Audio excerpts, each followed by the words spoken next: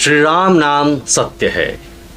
जी हाँ, ये शब्दावली आप जब सुनते हैं तो आप एक विचित्र से भाव में अपने आप को ले जाते हैं। और यह शब्दावली श्री राम नाम सत्य है जब हम कहते हैं तो किसी शव का या शव यात्रा की हमें याद दिलाती है। लेकिन आपको पता है कि मृत्यु के समय, मृत्यु काल में या शव यात्रा में क्यों राम नाम सत्य कहा जाता है? राम नाम सत्य ही क्यों कहा जाता है? कृष्ण नाम सत्य क्यों नहीं? शंकर नाम सत्य क्यों नहीं? ईश्वर नाम सत्य क्यों नहीं? इसके पीछे कोई कारण तो जरूर रहा होगा। आज हम आपको बताएंगे कि उस समय, उस विशेष काल में, उस विशेष यात्रा में श्री राम नाम सत्य है क्यों कहा जाता है। नमस्कार, मैं शैलेश कुमार। शैलेश की बात में आपका हार्दिक स्वागत है।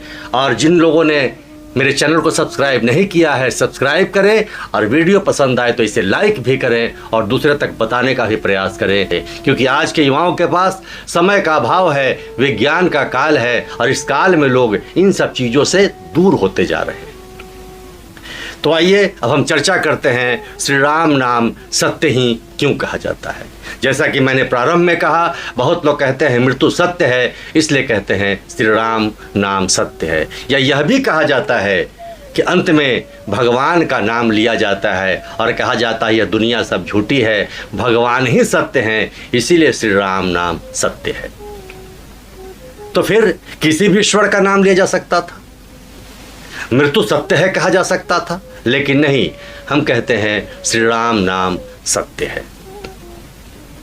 रामायण पर चर्चा कुछ एपिसोड से हम कर रहे हैं। तुलसी पर भी हमने चर्चा किया था और गोस्वामी तुलसीदास के पूरे वृतांत के दौरान कुछ बातें हमने कही थी। जब अकबर ने उनसे पूछा था कि सुना है बड़े चमत्कारी हो, तो कुछ चमत्कार हमें भी दिखाओ।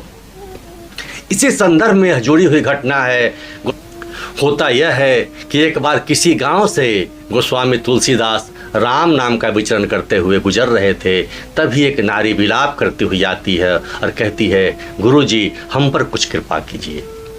तब गोस्वामी तुलसीदास कहते हैं कि अखंड सौभाग्यवती भव।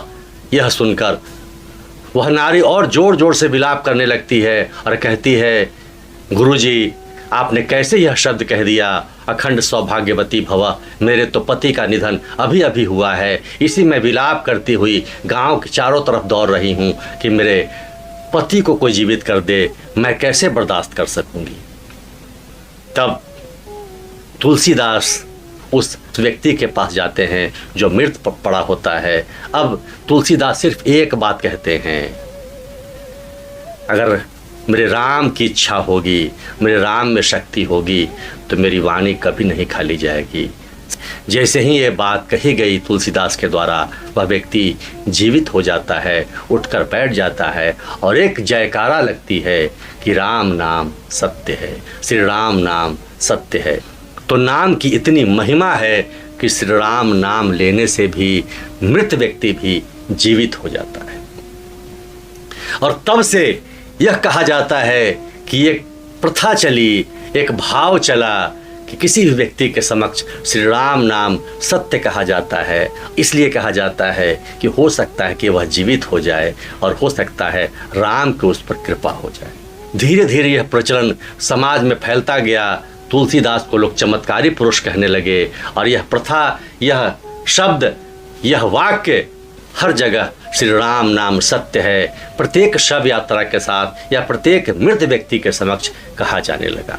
तो यह अमृत के समान हो गया और मानना ऐसा है कि यहीं से श्री राम नाम सत्य है की शुरुआत हुई, जो हम आज तक कहते चले आ रहे हैं। तो इस प्रकार आप भी समझ गए होंगे कि श्री राम नाम सत्य है क्यों कहा जाता है, कितना कि राम नाम लेने से मृत व्यक्ति भी जीवित हो सकता है। और बहुत बार होते हैं, कोई भी वाक्य, कोई भी शब्द कहीं से चला, उसका मूल कारण अवश्य रहा होगा। कहाँ से उत्पत्ति हुई, उसके पीछे कोई कारण अवश्य रहे होंगे। हम यह जानने का प्रयास नहीं करते हैं, हम अपने ढंग से उन बातों को कह देते हैं। थोड़ा सा अगर इस पर विमर्श किया जाए, थोड़े विद्वानों को सुना जाए, अपने गुरुजनों को जाना जाए, कुछ पुस्तकें पढ़ी जाएं तो बहुत सारी जानकारियां हमारे जिम्मे में आ सकती है। तो आइए शैलेश की बात में आज यहीं तक इस जानकारी के साथ और जय श्री राम कहते हुए अपनी वाणी पर विराम लगाते हैं। सब्सक्राइब नहीं किया है तो सब्सक्राइब करें, लाइक करें और फिर अंत में जय जय सिया राम।